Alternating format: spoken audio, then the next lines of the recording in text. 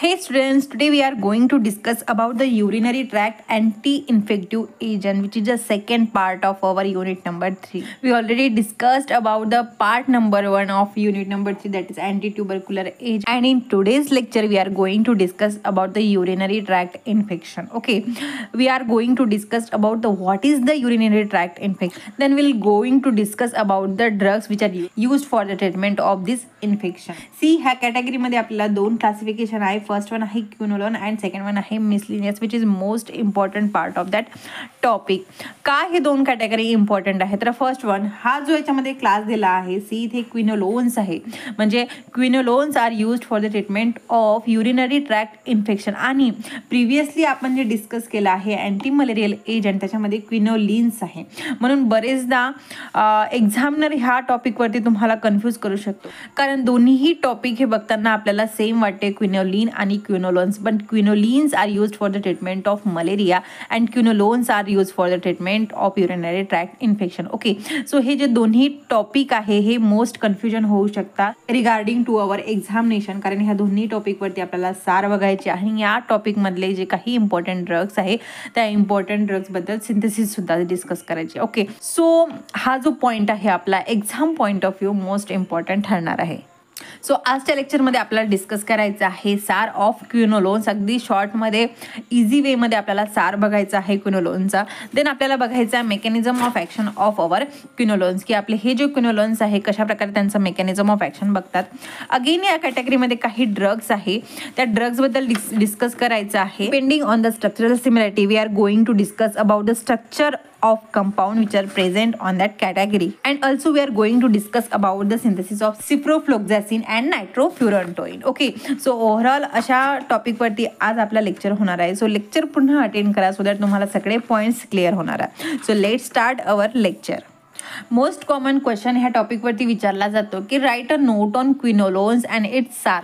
जो आपला first part आहे that is SAR of quinolones, याच्यावरती क्वेश्चन विचारले जाते प्लस सिंथेसिस विचारले जाते दोन इम्पॉर्टंट ड्रगचे. फर्स्ट वन आहे सिप्रोफ्लोक्सासिन अँड सेकंड वन आहे नायट्रोफ्युरंटाईन. ओके, सो ऑल ओव्हर जो काही आपला पॉईंट आहे तो मोस्ट इम्पॉर्टंट आहे exam point of view.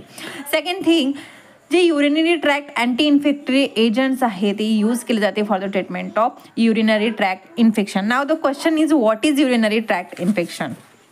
Urinary tract system तुम्ही ऑलरेडी प्रिव्हियस इयरमध्ये डिस्कस केले असणार की what is urinary tract system. Urinary tract सिस्टीममध्ये आपल्याला माहिती आहे की किडनी येतात, देन किडनीला अटॅच्ड असते आपले युरेटर्स. युरेटर्स एंटर्ड होतात bladder and this bladder is attach to the urethra. This is all about the urinary tract system which is present on all human beings, that is it is present on males and also it is present on females. But the only different thing is युरेथ्राची length ही फिमेलमध्ये shorter असते as compare to male. मेलमध्ये युरेथ्रा ही longer असते, फक्त एवढंच डिफरंट आहे. बाकी मेल आणि फिमेलमध्ये जे काही आपले युरिनरी ट्रॅक्ट सिस्टीम हे दोन्ही सेम असते. वी ऑलरेडी नो की युरिन प्रोडक्शन कशा प्रकारे होतं. This kidney contain millions of nephrons, आणि नेफ्रॉन काय करतं की जे काही ब्लड आहे ब्लडला फिल्टर करतं. फॉर एक्झाम्पल हे ब्लड वेसल आहे आणि हा ब्लड वेसलच्या कॉन्टॅक्टमध्ये काय येतं आपलं, तर जे नेफ्रॉन्स आहे, नेफ्रॉन काय करतात, नेफ्रॉन जो कम्प्लिटली आपला ब्लड आहे त्या ब्लडला फिल्टर करतो आणि फिल्टर केल्यानंतर ही जी ग्लोमेरुलर कॅप्सूल असते ते ग्लोमेरुलर कॅप्सूल रिस्पॉन्सिबल असते आपल्या फिल्ट्रेशनसाठी. ओके, आणि हा जो रिमेनिंग पार्ट आहे नेफ्रॉनचा, तो काय करतो, रिॲब्झॉर्प्शन, सिक्रेशन, अशा मल्टिपल जे काही स्टेप्स आहे युरिन फॉर्मेशनची ती कंडक्ट होत असते. सो त्याबद्दल आपण इथे डिस्कस करणार नाही आहोत, कारण ऑलरेडी आपण त्याच्याबद्दल डिस्कस केलं आहे. तुम्ही ऑलरेडी डिटेलमध्ये त्याला स्टडी केला आहे. बट द थिंग इज की युरिन फॉर्मेशन कशी होते हे आपल्याला माहिती आहे.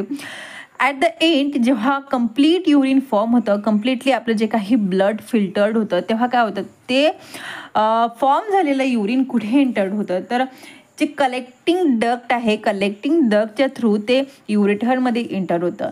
हे दोन युरेटर काय करतात, ह्या किडनीच्या थ्रू जे काही युरिन फॉर्म झालं आहे ते युरिनला ब्लॅडरपर्यंत ते पोहोचवतं. ब्लॅडर हे काय, तर ब्लॅडर हे एक वेसिकल आहे ज्याच्यामध्ये जे काही फॉर्म झालेलं युरिन आहे ते युरिन स्टोर्ड होतं.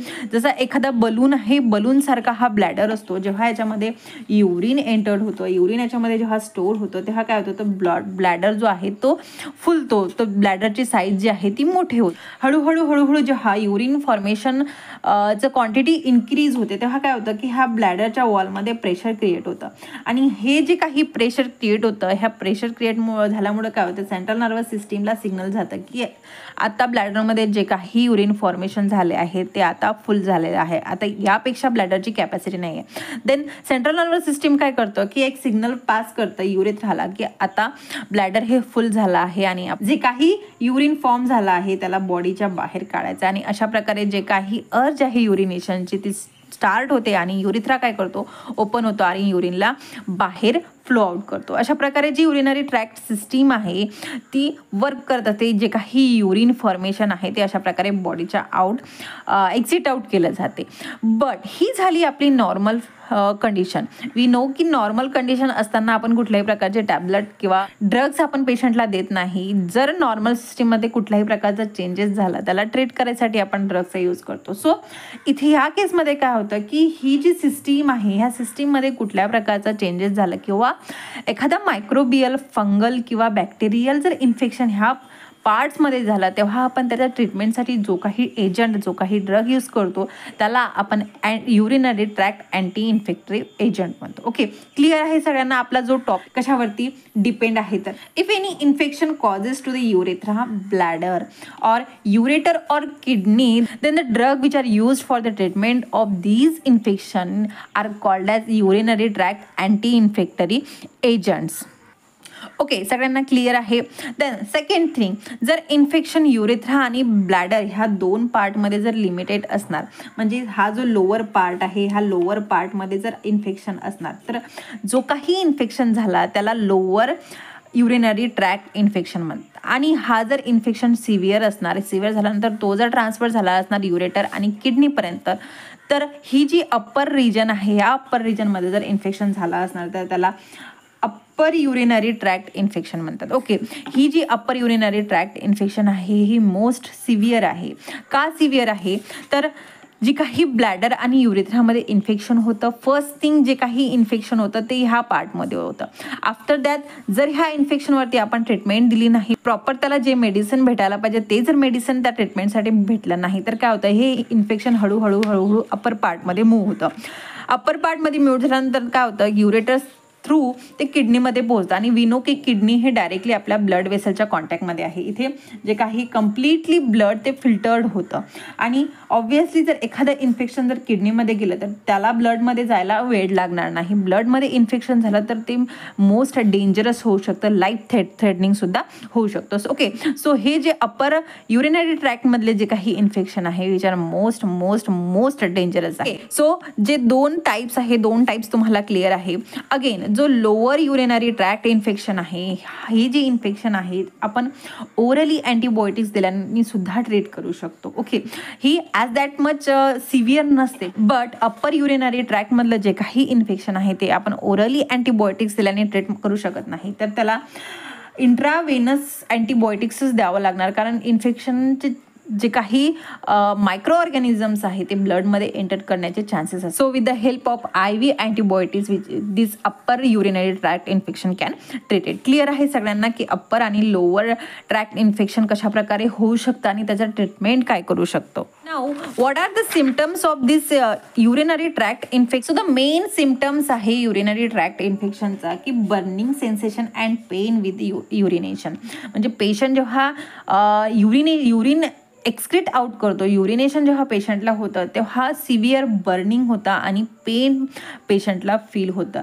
Then strong and continuous urge to urinate म्हणजे पेशंटला नेचर्स कॉल आल्यासारखं वाटतं बट काय होतं ॲक्च्युअलमध्ये त्याला जे काही स्ट्रॉंग फिलिंग येते की आता मला युरिनेशन करायचं आहे बट युरिनेशन ती त्याप्रमाणे नॅचरली होत नाही. त्या युरिनेशनमध्ये भरपूरसा पेन होतं. अगेन जो काही युरिन तो एक्सक्रीट आउट करतो त्याला स्ट्रॉंग ऑर्डर असतो. देन फिमेलमध्ये जनरली पेल्विक पेन असतं आणि मेनमध्ये रेक्टल पेन होतं. Let me clear one thing, फिमेल्समध्ये हे जे इन्फेक्शन मोस्ट कॉमन असतं ॲज कम्पेअर टू मेल. जवळजवळ 8:1 रेशो आहे की 8% चान्सेस आहे फिमेल्सला की हे इन्फेक्शन होऊ शकतं बट मेनमध्ये हे जे इन्फेक्शनचे चान्सेस आहे ते कमी आहे. ओके, सो आणखीन याचं काय सिम्पटम्स आहे तर जे काही युरिन असते ह्या पेशंटची युरिन ही ब्लडी युरिन असते किंवा युरिनचा कलर रेड किंवा पिंक सुद्धा असतो. ओके, सो हे सिम्पटम्स आहे ज्याच्यावरनं आपण डिटेक्ट करू शकतो की एखादा पर्टिक्युलर पेशंट युरिनरी ट्रॅक्ट इन्फेक्शनपासून सफर करत आहे. Okay, so urinary tract infection सगळ्यांना क्लिअर आहे की युरिनरी ट्रॅक्टमधले जे काही पार्ट्स आहे लाईक किडनी, युरेथ्रा, ब्लॅडर आणि युरेटर याच्यामध्ये जर इन्फेक्शन झालं तर त्या इन्फेक्शनला आपण युरिनरी ट्रॅक्ट इन्फेक्शन म्हणतो. हा जो इन्फेक्शन आहे जनरली बॅक्टेरिया, फंगाई किंवा व्हायरसमुळे होऊ शकतो. Mainly this infection is mainly caused by Escherichia coli and streptococcus saprophyticus. 80 to 85% chances असतं की इचरचिया कोलाई ह्या बॅक्टेरियामुळे हे इन्फेक्शन कॉज होतं. आणि ऑलरेडी डिस्कस केलं आहे की 8:1 रेशनमध्ये हा इन्फेक्शन वुमेन इज टू मेनमध्ये असतो, म्हणजे वुमेन्समध्ये जास्त चान्सेस असते ह्या इन्फेक्शनची. Okay, so urinary tract infection are classified into 2 class, lower urinary tract infection and upper urinary tract infection. We already discuss about that 2 topics. Now it's time for the drug which are used for the treatment of this urinary tract infection. हे जे drugs आहे हे 2 क्लासमध्ये divide झाले आहे. First one आहे quinolone which are most important, ज्याचा सार सुद्धा आपल्याला डिस्कस करायचा आहे. ह्या क्विनोलोन्समध्ये टोटल 9 ड्रग आपल्याला बघायचे आहे. त्याच्यामधला जो सिफ्रोफ्लोक्झासिन ड्रग आहे त्या ड्रगचं सिंथेसिस सुद्धा बघायचं आहे. अँड देन सेकंड कॅटेगरी आहे मिसलेनियस, ज्याच्यामधला जर नायट्रोफ्युरेंटोइन आहे नायट्रोफ्युरेंटोइनचं सिंथेसिस सुद्धा बघायचं आहे. Okay, so let's move to quinolones are the synthetic antimicrobial agent which have quinolone structure. Okay, so this is the basic quinolone structure, ज्याच्यामध्ये एक बेन्झिन रिंग असते, त्याला एक अनदर रिंग अटॅच असते, हेट्रोसायक्लिक रिंग कंटेनिंग नायट्रोजन, आणि त्या कंपाऊंडमध्ये काय असतं की एक ketone group attach. So this is the basic structure of our quinolone ring. This quinolone primarily affect to the gram negative bacteria, म्हणजे याचं जे काही अफिनिटी होती ती अफिनिटी होती towards the gram negative bacteria. And then after that त्याच्यामध्ये काही discovery केली डेव्हलपमेंट केलं आणि त्याचं सेकंड व्हर्जन हे डिस्कवर्ड गेलं जो ग्राम पॉझिटिव्ह बॅक्टेरियावरती सुद्धा अफेक्ट होता. ओके, सो जी फर्स्ट जनरेशन होती त्या फर्स्ट जनरेशनची जी काही पोटेन्सी होती ती लो होती आणि त्याचा रेस्ट्रिक्टेड स्पेक्ट्रम होता, म्हणजेच काय फक्त तो ग्राम निगेटिव्ह बॅक्टेरियावरती त्याचं work mechanism of action show करू शकत होता. बट आफ्टर दॅट त्याच्यामध्ये काही डेव्हलपमेंट केल्या गेल्या आणि जो काही सेकंड जनरेशन फॉर्म झाला त्या सेकंड जनरेशनला फ्ल्युरोक्विनोलोन्स म्हणतात. आणि हा जो फ्ल्युरोक्विनोलोन्स आहे त्याची पोटेन्सी हाय होती आणि जो काही ॲक्टिव्हिटीचा स्पेक्ट्रम होता तो एक्सटेंडेड होता, म्हणजेच काय तर ग्राम पॉझिटिव्ह आणि ग्राम निगेटिव्ह दोन्ही बॅक्टेरियावरती तो ॲक्ट करू शकत होता. ओके, देन हा जो क्विनोलोन्स आहे क्विनोलोनचा सार आपल्याला बघायचा आहे कारण which is most important thing of that topic. Okay, general structure सगळ्यांना माहिती आहे की याच्यामध्ये एक बेन्झिन रिंग प्रेझेंट असते ज्याला हेट्रोसायक्लिक कंपाऊंडची रिंग अटॅच्ड आहे. त्याच्यामध्ये हेट्रोसायक्लिक कंपाऊंड कुठला आहे तर आपला नायट्रोजन आहे. ह्या कंपाऊंडला इथे एक कीटोन ग्रुप अटॅच्ड आहे. आता फर्स्ट थिंग सार लिहिताना आपल्याला काय करायचं असते की जो काही कंपाऊंड आहे कंपाऊंडला नॉमेनक्लेचर करायचं आहे म्हणून इथे नंबरिंग करणं इम्पॉर्टंट आहे. हा जो कंपाऊंड आहे ह्याच्या जनरल स्ट्रक्चरमध्ये हे बघा इथे एक C+O अटॅच आहे आणि इथे एक C+OOH म्हणजेच एक ॲसिड ग्रुप अटॅच्ड आहे. देन नंबरिंग करताना नायट्रोजनपासून आपल्याला नंबरिंग स्टार्ट करायची आहे. नायट्रोजनला ऑलवेज फर्स्ट नंबर द्यायचा आहे, फर्स्ट, सेकंड, थर्ड आणि fourth. Then after that we are going to switch to this benzene ring. Benzene रिंगमधला हा जो कंपाऊंड आहे ते आपल्याला 5th पोझिशन, 6, 7 आणि 8 अशा प्रकारे नंबरिंग करायची आहे according to the position of carbon. इथे आपण R1, R2, R5, R7 आणि R8 हे सबस्टिट्यूट केलं आहे. सो सार लिहिताना काय होतं इझी होतं म्हणून हे अकॉर्डिंग टू द कार्बन इथे हे जो आर आहे आपला आर सबस्टिट्यूट केला. ओके, नाव ज्याप्रमाणे आपण नंबरिंग केलं आहे त्याप्रमाणे आपल्याला सारमधले जे पॉईंट आहे ते मेन्शन करायचे आहे.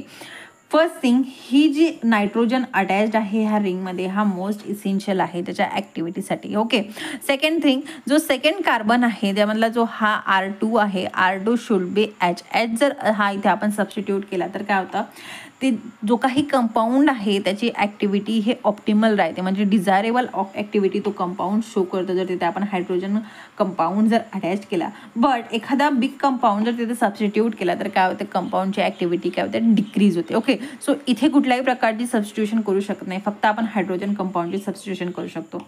देन जो सेकंड आणि थर्ड कार्बन आहे ज्याच्यामध्ये जो डबल बॉन्ड प्रेझेंट आहे हा मोस्ट इसेन्शियल आहे त्याच्या ॲक्टिव्हिटीसाठी. हा डबल बॉन्ड याच्यामध्ये आपण कुठल्याही प्रकारचं ॲडिशन करू शकत नाही, हा डबल बॉन्ड आपल्याला ॲज इट इज लागतो. देन थर्ड आणि फोर्थ नंबरचा जो कार्बन आहे इथे एक ॲसिड आहे आणि इथे एक कीटोन ग्रुप अटॅच्ड आहे which is most important for its activity.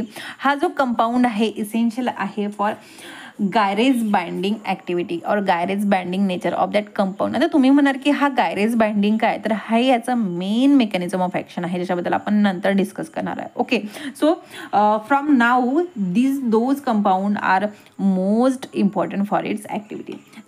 Substitution on R5 position leads to increase the activity. ह्या R5 मध्ये आपण काय सबस्टिट्यूशन करू शकतो, तर इथे आपण अमाइन करू शकतो, अल्कोहोल करू शकता अँड मिथिल ग्रुपसुद्धा इथे सबस्टिट्यूट करू शकतो. ओके, सो याची जी काही ऑर्डर आहे ॲक्टिव्हिटीची इथे प्लेस केलेली आहे, ते मेन्शन केलेली आहे. देन सिक्स्थ कार्बनमध्ये जो फ्लोरीन कंपाऊंड आहे हा मोस्ट इम्पॉर्टंट आहे. इथे हा जर आपण कंपाऊंड सबस्टिट्यूट केला तर जो काही आपली अँटी युरिनरी इन्फेक्टिव्ह एजंटची कॅपॅसिटी आहे ती कॅपॅसिटी टुवर्ड्स ग्राम निगेटिव्ह बॅक्टेरिया इन्क्रीज होते. देन R7 सुद्धा आपण सबस्टिट्यूट करू शकतो. जर ह्या पोझिशनमध्ये आपण सबस्टिट्यूट केलं तर काय होतं, टुवर्ड्स ग्राम निगेटिव्ह आणि ग्राम पॉझिटिव्ह ॲक्टिव्हिटी जी आहे कंपाऊंडची ते इन्क्रीज होते.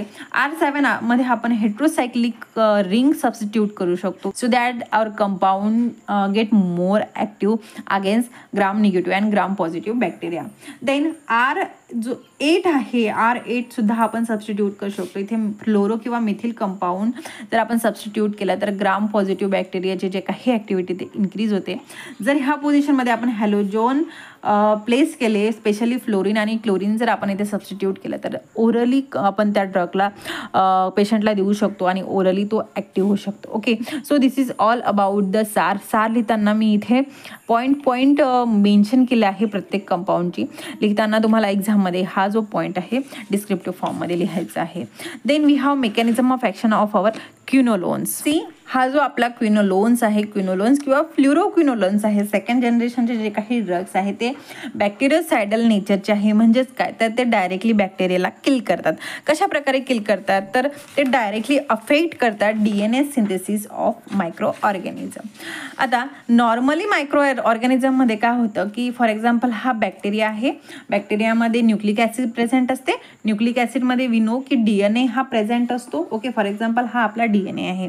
आता जेव्हा एक पॅरेंट सेल कन्वर्ट होते टू डॉटर सेलमध्ये तेव्हा काय होतं, DNAचं रेप्लिकेशन होते.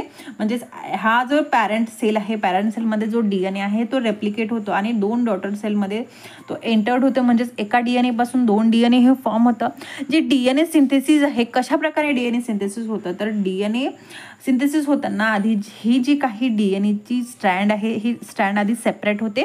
सेपरेट झाल्यानंतर काय होतं, हा जो पोर्शन आहे हा पोर्शन तिथं कॉइलिंग होते, सुपर कॉइलिंग होते. तर कशा प्रकारे कॉइलिंग होते, फॉर एक्झाम्पल हे एक DNAची स्ट्रँड आहे आणि इथे याला DNAला रेप्लिकेट व्हायचं आहे आणि ह्या पोर्शनला जेव्हा ओपन होतं तेव्हा काय होतं की हा जो लोअर पोर्शन आहे त्याची सुपर कॉइलिंग होते. ठीक आहे, म्हणजे हा जो पोर्शन आहे इथे जास्त प्रमाणात एकामेकाला गुंथत गेलेला आहे लोअर पोर्शन.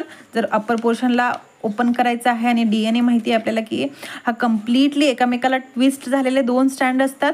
सो हा जो स्टँड ओपन करायचा आहे तर लोअर आणि अप्पर स्टँड काय होतं, सुपर कॉइलिंग होते. याला काय म्हणतात, सुपर कॉइलिंग म्हणतात. कळलं असेल तुम्हाला. फर्स्ट थिंग, DNA रेप्लिकेशन व्हायसाठी काय होतं की हा दोन स्टँड एकामेकांपासून सेपरेट होतं, सुपर कॉइलिंग होतं. विथ द हेल्प ऑफ टोपोआयसोमरेज 2 हे जे सुपर कॉइलिंग आहे ते सेपरेट होतं आणि ह्या जे DNAचे दोन स्टँड आहे दोन स्टँड सेपरेट होतात. After that in the coding decoding होते अँड दोन हे स्टँड जेव्हा कम्प्लिटली एकामेकाच्या आयडेंटिकल होतात तेव्हा ते सेपरेट होतात विथ द हेल्प ऑफ टोपोआयसोमरेज 4. आणि हे जे दोन DNA आहे, दोन DNA that is daughter DNA हे सिंथेसिस होतात. हे एक शॉर्टमध्ये DNA सिंथेसिस तुम्हाला सांगितले आहे, बट DNA सिंथेसिस हे खूप वास्ट आहे, लेंदी आहे, बट मी ते एकदम शॉर्टमध्ये सांगितले आहे. ओके, सो दोन एन्झाईम तुम्हाला इथे कळले आहे की फर्स्ट आहे टोपोआयसोमरेज 2 अँड सेकंड वन आहे टोपोआयसोमरेज 4. टोपोआयसोमरेज 2चं फंक्शन काय की हे जे सुपर कॉइलिंग होत होतं त्या सुपर कॉइलिंगला तो प्रिव्हेंट करतो, त्याला सॉल्व करतो, जे काही गुंतलेले DNA आहे त्याला तो रिमूव्ह करतो. देन टोपोआयसोमरेज 4 काय करतो की हे जे काही स्ट्रँड आहे सिंथेसिस झालेले आहे त्याला काय करतो 2 DNA मध्ये सेपरेट आउट करतो. ओके, आणि 2 DNA जर सिंथेसाइज झाले त्याच्यानंतर काय होतं की मटेरियल जे आहे ते सेपरेट आउट होतो आणि 2 जे डॉटर DNA आहे ते फॉर्म होतं. सेम होतं मायक्रो ऑर्गॅनिझममध्ये. बट अशा प्रकारे हे यांची मायक्रो ऑर्गॅनिझमची ग्रोथ होते. बट आपला जो क्विनोलोन्स आहे, क्विनोलोन्स कशा प्रकारे त्याचा मेकॅनिझम ऑफ ॲक्शन शो करतो, तर हा जो क्विनोलोन्स आहे डायरेक्टली अटॅक करतो टोपोआयसोमरेज 2 आणि टोपोआयसोमरेज 4 मध्ये. सो जो हे फंक्शन करत होता, म्हणजे आता बघा इथं हे जे सुपर कॉइलिंग होत होती आणि हा एन्झाईम काय करत होता, हे सुपर कॉइलिंगला सॉल्व करत होता. सो आता जर ह्या कंडिशनमध्ये आपण आपला ड्रग पेशंटला दिला आणि हा ड्रग काय करणार की हा एन्झाईमचं जे फंक्शन आहे त्याला इनहिबिट करणार. याला इनहिबिट केल्यामुळे काय होणार की ही जी कॉइलिंग आहे ती कॉइलिंग सॉल्व होणार नाही, तर कोडिंग डिकोडिंग होणार नाही आणि जो काही फर्दर DNA फॉर्म होता तो होणार नाही. सेम केसमध्ये सेकंड मेकॅनिझम काय करतो की टोपोआयसोमरेज 4ला सुद्धा हा ब्लॉक करतो. म्हणजेच इन केस इथे जर काही प्रॉब्लेममुळे जर DNA फॉर्म जरी झाला तरी तो DNA काय होणार, सेपरेट होणार नाही, 2 DNA फॉर्म होणार नाही. आणि 2 DNA फॉर्म होणार नाही तर सेल मल्टिप्लाय होणार नाही, ग्रो होणार नाही, त्यांची ग्रोथ स्टॉप होणार आणि सेल काय होणार, डेथ होणार. अशा प्रकारे हा आपला क्विनोलोन्स त्याचा मेकॅनिझम ऑफ ॲक्शन शो करता. आय होप तुम्हाला मेकॅनिझम ऑफ ॲक्शन हे अगदी क्लिअरमध्ये लक्षात आलं असणार की हा आपला ड्रग काय करतो 2 एन्झाईमला किल करतो, त्यांचा मेकॅनिझम ऑफ ॲक्शनला स्टॉप करतो. ओके, कुठले एन्झाईम, तर टोपोआयसोमरेज 2 आणि टोपोआयसोमरेज 4. नाव तुम्ही म्हणणार मॅडम की हा जो सारमध्ये आपण पॉईंट बघितला होता गायरेज बाइंडिंग, गायरेजचा आपल्याला इथं कुठला मेन्शन नाही केलं, राईट. सो हा जो टोपोआयसोमरेज 2 आहे याचंच दुसरं नाव आहे गायरेज. ओके, क्लिअर आहे सगळ्यांना. सो आपला जो क्विनोलिन कशा प्रकारे मेकॅनिझम ऑफ ॲक्शन शो करतो, तो टोपोआयसोमरेज 2 आणि टोपोआयसोमरेज 4ला इनहिबिट करतो. ह्या कॅटेगरीमधला फर्स्ट ड्रग आहे आपला सिप्रोफ्लोक्झासिन, ज्याचा आपल्याला सिंथेसिससुद्धा बघायचं आहे. सिप्रोफ्लोक्झासिन हा फ्लुरोक्विनोलोन्स कॅटेगरीमधला आहे. म्हणजेच काय तर हा ब्रॉड स्पेक्ट्रम आहे. ग्राम पॉझिटिव्ह आणि ग्राम निगेटिव्ह दोन्ही बॅक्टेरियाबद्दल हा इफेक्टिव्ह आहे. नाव याचं जे स्ट्रक्चर आहे इझी आहे. जी बेसिक क्विनोलोन रिंग बघितली होती तीच रिंग इथे प्रेझेंट आहे, एक बेन्झिन रिंग, ज्याला अनदर हेट्रोसायक्लिक रिंग अटॅच्ड आहे. बेसिक क्विनोल रिंग प्रेझेंट आहे. आता इथे नायट्रोजनमध्ये एक सायक्लेन अटॅच्ड आहे. ॲसिड ॲज इट इज आहे, ketone group as it is आहे. जो फ्लोरीन आहे तो सुद्धा ॲज इट इज आहे. फक्त काय तर 7th पोझिशनमध्ये एक सबस्टिट्यूट झालं आहे. ठीक आहे, ही जी चेन आहे, रिंग आहे, रिंग ज्याच्यामध्ये 2 नायट्रोजन कंपाऊंड आहे, ही रिंग इथे एक अटॅच झाली आहे.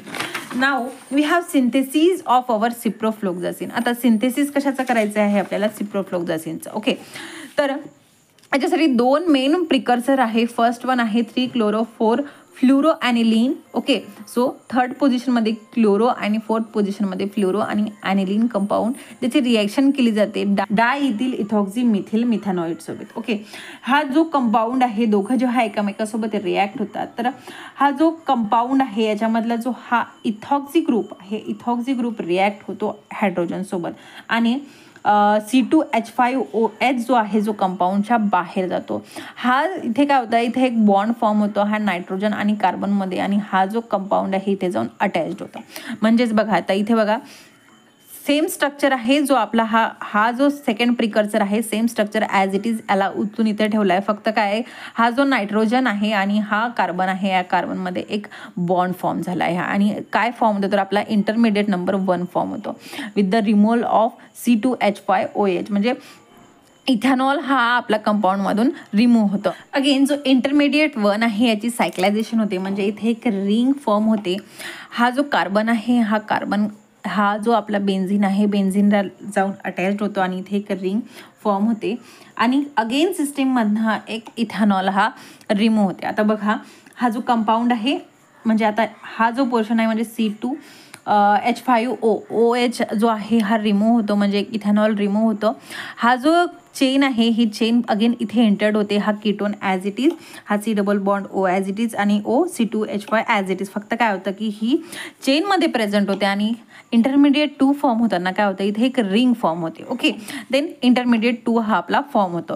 हा जो इंटरमिडिएट 2 आहे सायक्लोप्रोपेन सोबत रिॲक्ट होतो आणि हा काय करतो, सायक्लोप्रोपेन नायट्रोजनला जाऊन अटॅच्ड होतो with the removal of 1 hydrochloric acid. बाकी अदर जे कंपाऊंड आहे ते ॲज इट इज आहे. हा जो इंटरमिडिएट 3 आहे याची अगेन NaOH और HCl सोबत जेव्हा रिॲक्शन होते तेव्हा काय होतं की हा जो कंपाऊंड ईस्टर ग्रुप आहे, ईस्टर ग्रुपचं कन्वर्ट होतं ॲसिडमध्ये आणि C2H5OH म्हणजे आणखीन एक इथेनॉल कंपाऊंड हा सिस्टीमच्या बाहेर होतो आणि इथे काय होतं तर ॲसिड फॉर्म होतं. अदर जे काही कंपाऊंड आहे ते ॲज इट इज आहे. सो इंटरमिडिएट 4 हा फॉर्म होतो. आता हा जो इंटरमिडिएट 4 आहे आणि जो सिप्रोफ्लोक्सासिनचं स्ट्रक्चर बघा, फक्त काय आहे डिफरंट एकच आहे की इथे जी सबस्टिट्यूशन आहे 7th पोझिशनमध्ये ती सबस्टिट्यूशन कमी आहे. सो इथे आपण काय करणार की हा कंपाऊंडसोबत त्याची रिएक्शन करणार आणि हा कंपाऊंड काय करणार, हा क्लोरीनला सबस्टिट्यूशन करून 7th पोझिशनला जाऊन अटॅच होणार. सो अशा प्रकारे सिप्रोफ्लोक्सासिन हे फॉर्म होतं. सिंथेसिस लक्षात ठेवताना काय करायचं, फक्त स्टेप बाय स्टेप आठवण ठेवायचं. फक्त प्रिकर्सर जे 2 आहे ते आठवण ठेवायचे. बाकीचे जे स्टेप कशा प्रकारे होतं तेच फक्त तुम्हाला आठवण ठेवायचं आहे. काय होतं, फर्स्ट थिंग काय होतं, नायट्रोजन आणि कार्बनचा बॉन्ड फॉर्म होतं.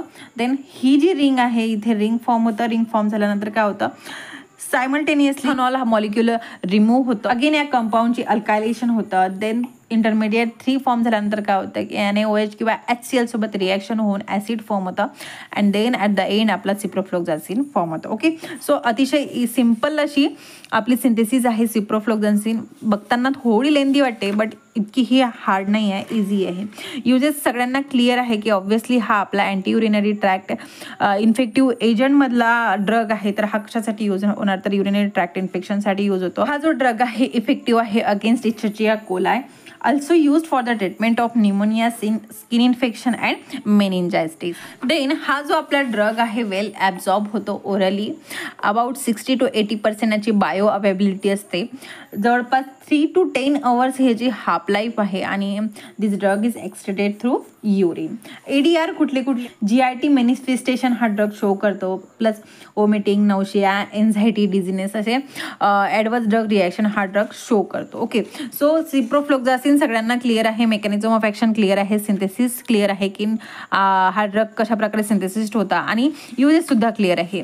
जे रिमेनिंग ड्रग आहे, रिमेनिंग ड्रगचे मेकॅनिझम ऑफ ॲक्शन आणि युजेस सुद्धा सेम आहे.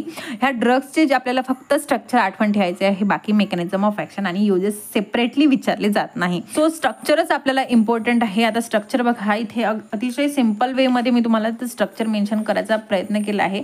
जो फर्स्ट ड्रग आहे नॅलिडॅक्झिक ॲसिड, तर याचं स्ट्रक्चर बघा, जी आपली बेसिक क्विनोलोन स्ट्रक्चर होतं त्याच्यासारखं सेम आहे. फक्त आता बघा इथे फर्स्ट थिंग नायट्रोजन नव्हतं, इथे बेन्झिन रिंग अटॅच होती. फक्त इथे काय झालं, नॅलिडॅक्झिक ॲसिडमध्ये इथे एक नायट्रोजन अटॅच आहे आणि इथे एक मिथिल ग्रुप अटॅच आहे. देन नॉरफ्लोक्सासिनमध्ये काय होतं की benzene ring as it is आहे. सिप्रोफ्लोक्सासिनसाठी ही रिंग सुद्धा इथे अटॅच आहे. फक्त इथे एक C2H5 that is ethyl compound हा अटॅच आहे. बाकी ओव्हरऑल स्ट्रक्चर सेम आहे. देन नेक्स्ट जो ड्रग आहे दॅट इज इनोक्झॅसिन. इनोक्झॅसिनच्या स्ट्रक्चरमध्ये अगेन जो नॅलिडॉक्सिक ॲसिड होता त्याच्यासारखा इथे एक नायट्रोजन अटॅच्ड आहे, इथे एक C2H5 अटॅच्ड आहे आणि जो सिप्रोफ्लोक्सासिन आहे त्याच्यासारखी ही रिंगसुद्धा इथे अटॅच्ड आहे. देन ओफ्लोक्सासिनच्या स्ट्रक्चरमध्ये काय होतं की इथे एक नायट्रोजनला एक CH3 अटॅच्ड आहे आणि एक एक्स्ट्राची रिंग नायट्रोजनला अटॅच्ड आहे. बाकी ओव्हरऑल स्ट्रक्चर म्हणजे क्विनोलोन रिंग जी आहे रिंग ॲज इट इज आहे. देन जे रिमेनिंग 4 ड्रग आहे त्यांच्यामध्ये सुद्धा स्ट्रक्चरल सिमिलरिटी आहे. म्हणजे ड्रग्स आठवून ठेवताना कुठल्याही प्रकारची डिफिकल्टी तुम्हाला जाणार नाही. फक्त we know practice makes man perfect. So practice करत राहा, स्ट्रक्चर तुम्हाला इझिली आठवण राहणार.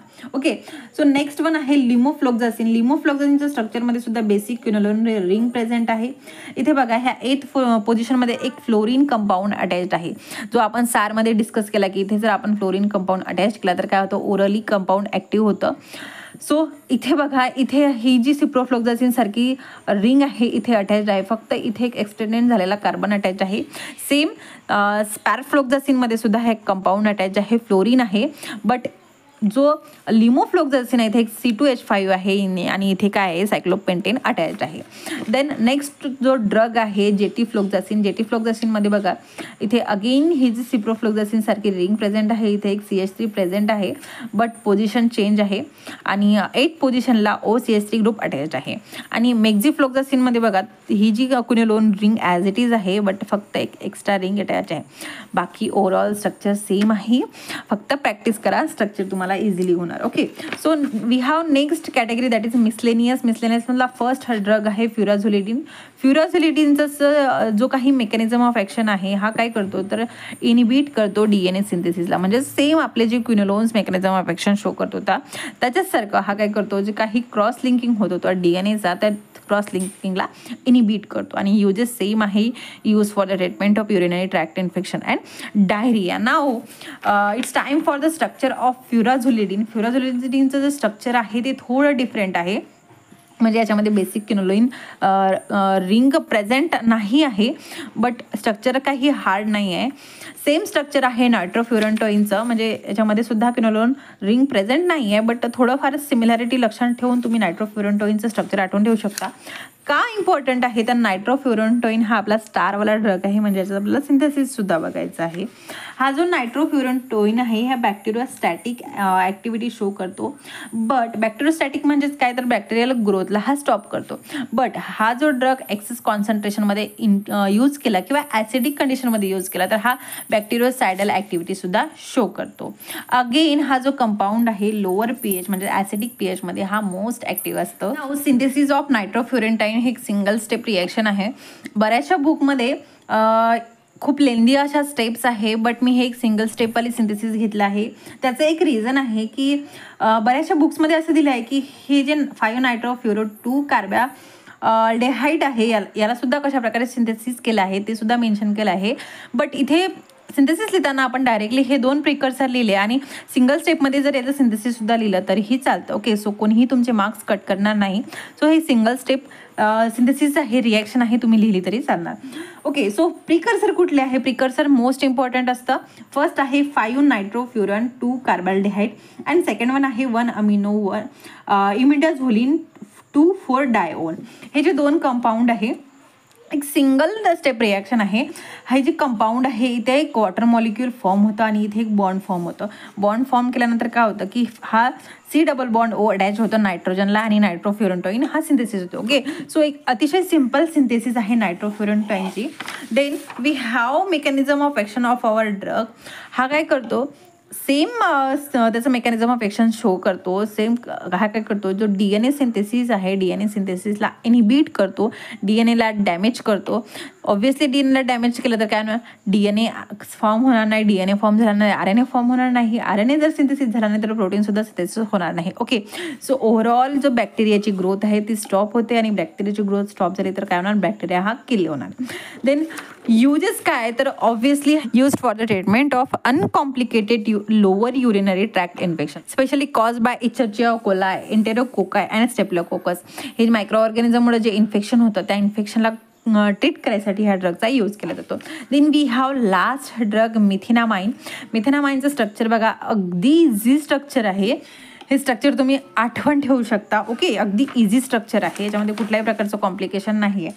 फर्स्ट थिंग आपण याला एक प्रोड्रग म्हणू शकतो कारण हा जो मिथेनामाइन आहे मिथेनामाइन ॲज इट इज त्याचं फंक्शन शो करत नाही तर हा काय होतो डिकम्पोज्ड होतो ॲसिडिक मीडियममध्ये, ॲसिडिक युरिनमध्ये, फॉर्मॅल्डिहाइडमध्ये. आणि फॉर्मॅल्डिहाइड काय करतो इनिबिट करतो सगळ्या बॅक्टेरियाला.